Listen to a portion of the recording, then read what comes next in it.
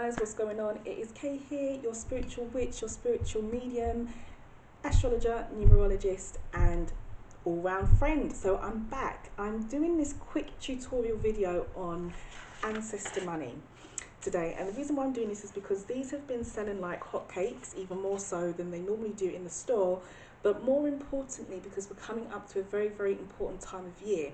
So Halloween is approaching on the 31st of October, so obviously this is like Samhain, Old Souls Day, All Saints Day, Day of the Dead, all these wonderful names that this time of year is given by various cultures around the world. And ancestor money, in case you've never come across it or you've never used it, is a brilliant offering to give to ancestors and a brilliant offering to give to your deities, and it's wonderful when you're doing any kind of candle magic, especially prosperity work.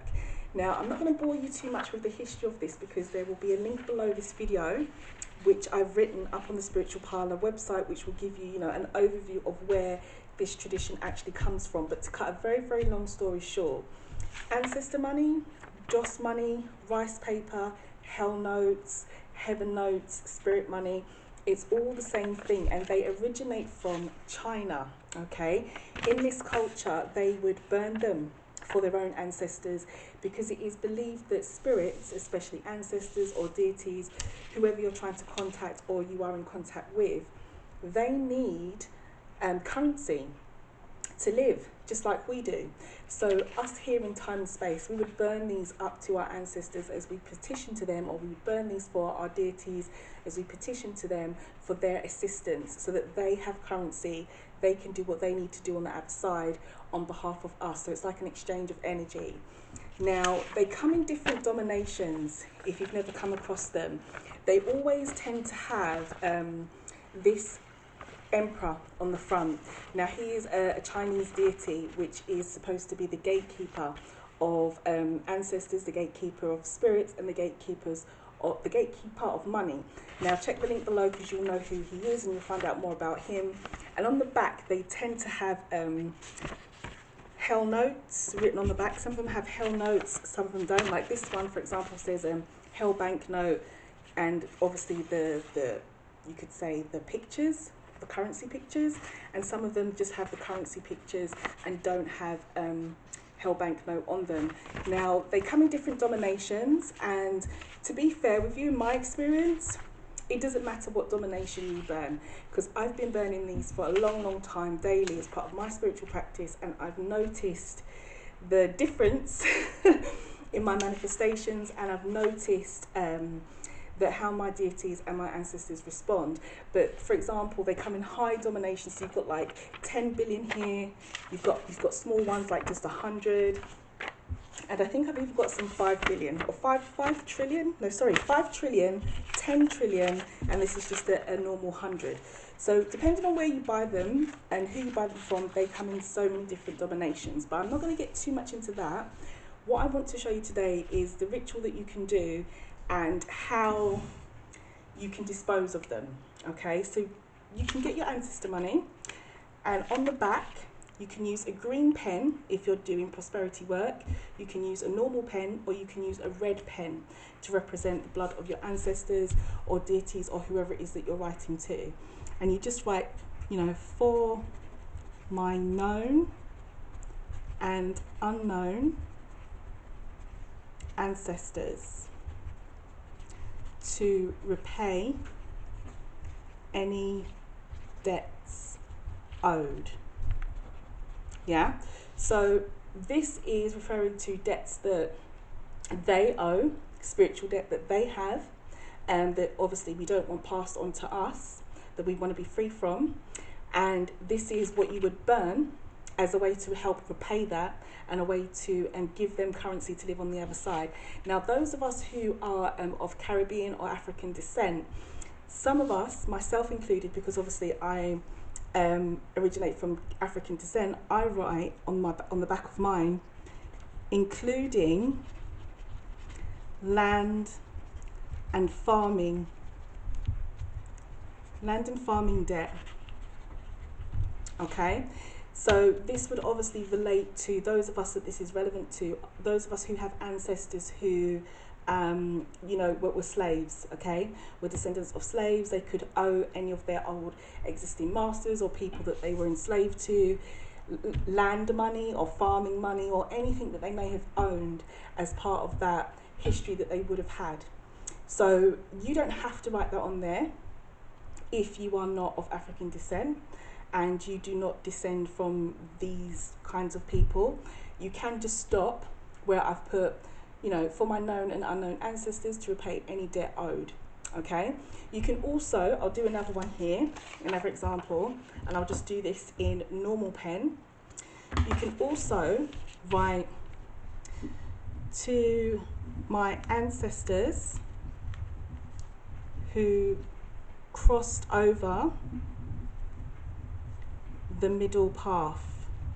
Now this is referring to again, those of us who are of African descent and would have had ancestors who crossed over the Atlantic. You know, they were part of the transatlantic slave trade.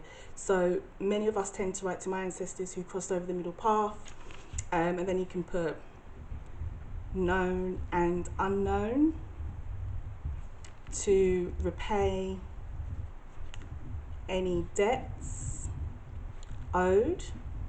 And if you want to, you can add on including land and farming debt, or however you wish to word it.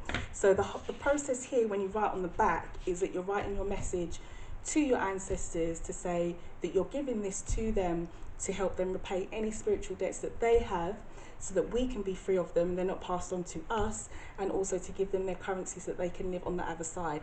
Now, as I said, depending on your background, how you word this will change. You might include the farming and land debt, you may not. Or if you're just doing it to a deity, I'll do another example. If you're doing this to a particular deity, you could just say to, you know, I'll just put X. No, that could be the deity's name. To, you wouldn't say to repay any debts.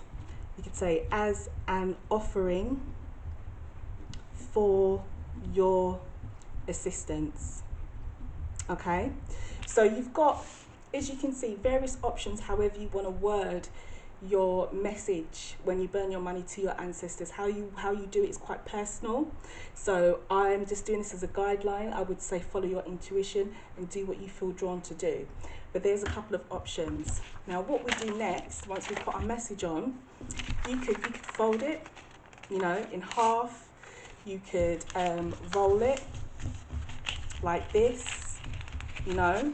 You could fold it in smaller quarters, however you feel drawn to.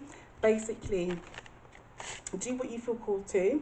And then you need a heat-proof dish. As you can see, this is one that I use that already has some ashes in it. Make sure it's like an ashtray or something that's pretty heat-proof and it's not going to catch on fire. Definitely make sure it's not plastic, please. Then you'll just light your ancestor money like so. Okay, you just give it a quick light. Keep your face back because they do tend to flare up quite quickly. So you'll light your ancestor money like this, and at this point you can say a prayer or say any words that you want to, and you can drop it into your heat-proof dish and let it burn out. Okay, and that is basically how you would give an offering with ancestor money to a particular deity or to your own ancestors, whether you know your ancestors or you don't. Okay, so it's pretty simple. You just, you know, light it, say whatever words you want.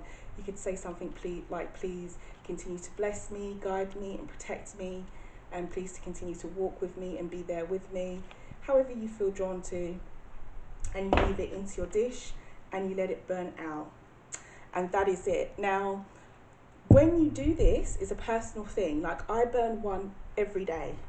Every day I burn one on an altar for my ancestors and deities. You can do it during your rituals, during your money spells, during any kind of spell work that you're doing for yourself, or any kind of manifestation that you're doing for yourself. You can give these as an offering. Now, once you've got all your ashes together, obviously this will get quite full up.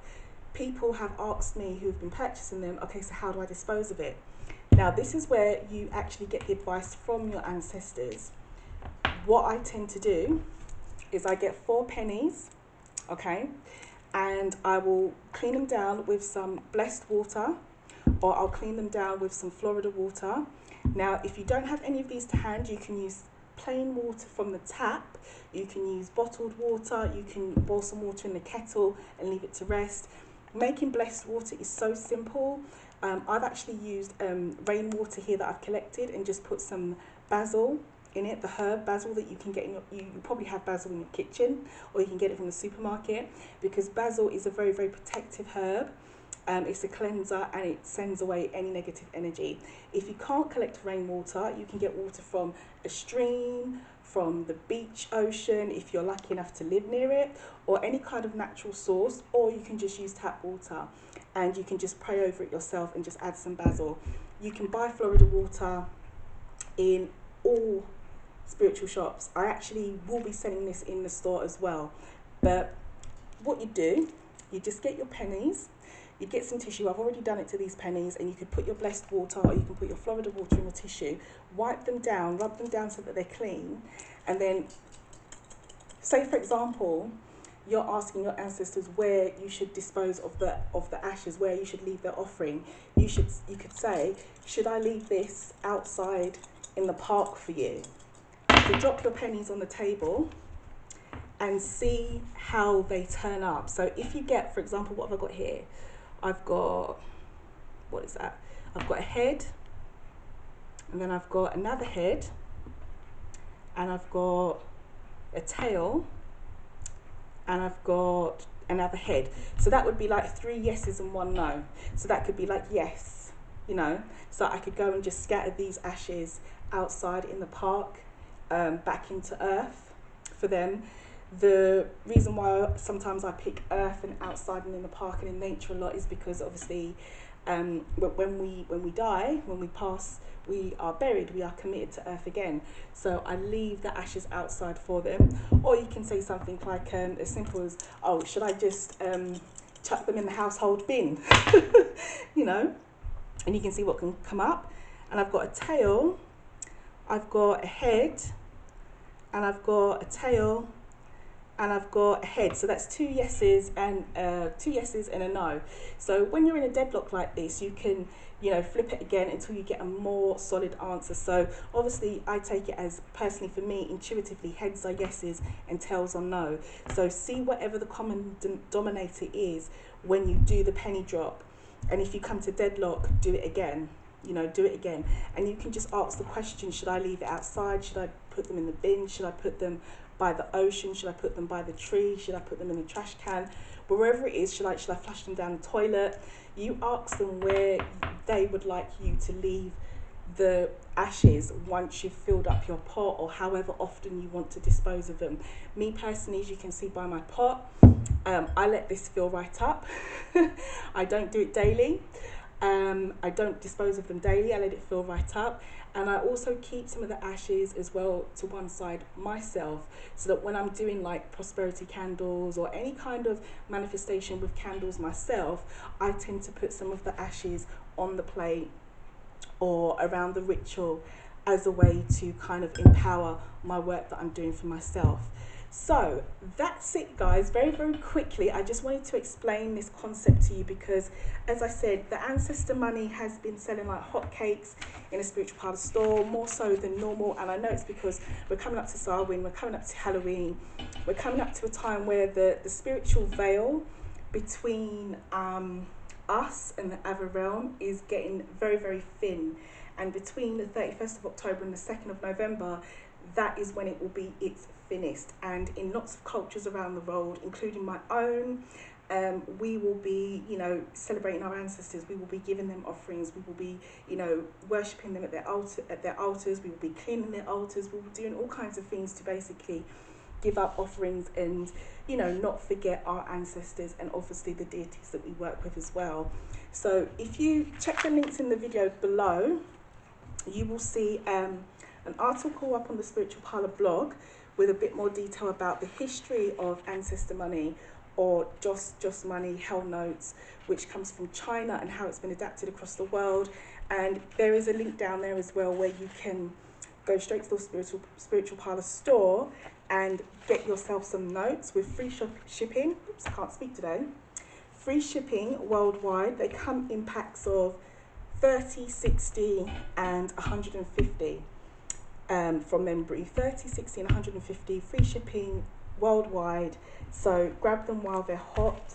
And if you're new to this, if you've never used Ancestor money before, I highly recommend it if you're somebody who does candle magic, or you're somebody who wants to honour and connect with your ancestors, or even with a deity. If you click on one of the links below as well, you will see the ebook of mine, How to Connect with Your Ancestors and Spirit, which is a quick guide on altars, how to make that connection, and there's a ritual there to help you make that connection that I have used very, very successfully to connect with deities that I work with and my ancestors as well. So love and light to you. I don't want this to be too long a video. It was just a quick tutorial about how you can use Ancestor money to empower yourself and to give offerings to deities and ancestors, because we're moving into a really, really special time of year as we move through October, and I will see you in the next video. If you haven't already, give the video a like.